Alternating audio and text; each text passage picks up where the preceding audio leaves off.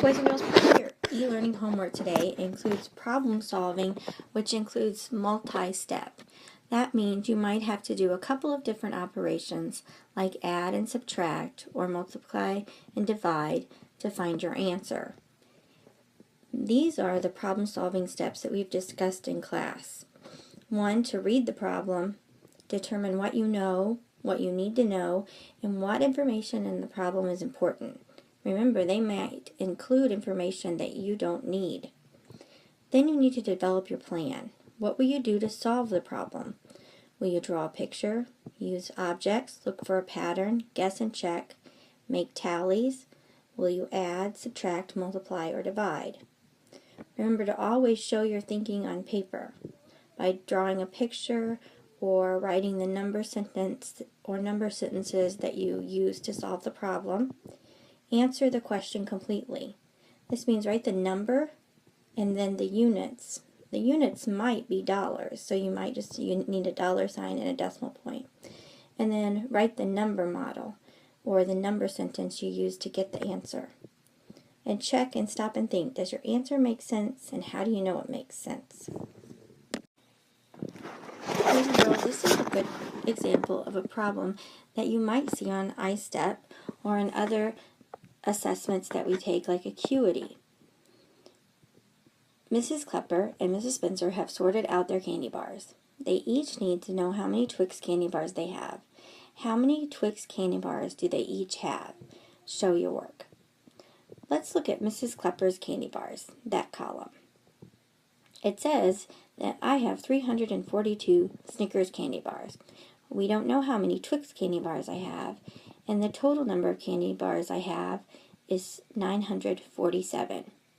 If I add the two numbers in my column, 947 plus 342, that would be more candy bars than I have altogether, which is 947.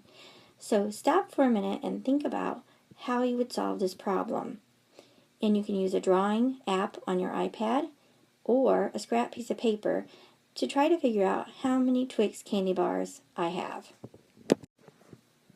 Hopefully you determined that the number problem you need is 947 minus 342. Since my total number of candy bars is 947, I cannot have more candy bars than that. And I know the amount of Snickers that I have is 342. So if I subtract that from the total, that should be the number of Twix bars I have. If you haven't done that number sentence and solved that equation yet, then you can stop the video and solve it on scrap paper or on another drawing program here.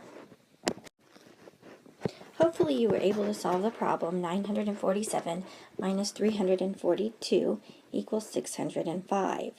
605 is how many candy bars Mrs. Klepper has. I can check my answer by adding 342 plus 605. 605 plus 342 should equal 947 if I did my subtraction sentence correctly.